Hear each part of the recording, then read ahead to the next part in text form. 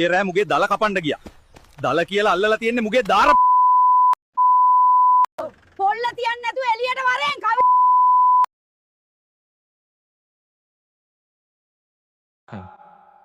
දැන් මොනා හරි කරමුද බබා? බෑනි අපි පස්සේ කරමුද? උඹ ඕකම ගගා හිටපන් අශේන්.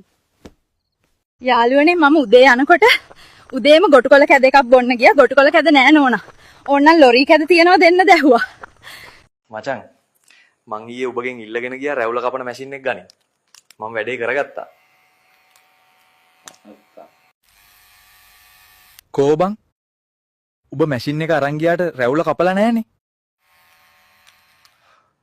මොකද හුත්තෝ මේකේ මේ වෙරළු මල් සුවදක් එන්නේ? ඇත්ත කියපන් මට.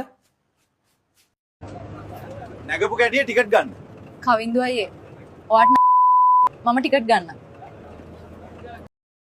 මොකද්ද නම කිව්වේ? අකිලා හිරුනි.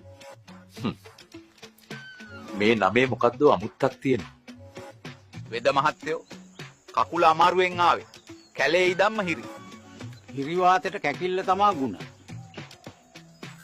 මේ හිරි කැටිය වලව්වේ කොයි පාටියක් දැම්මත් අයිය පරක්කුයි. ඒකට කමක් නෑ. අඩුවෙන් බත තියන්න එපා. අතිමා ගෙදරින් මට කැමතියි කිව්වා මචං. ඒක තමයි ෆාතිමාගේ තාත්තා උදේ කතුරක් අරන් ගියේ.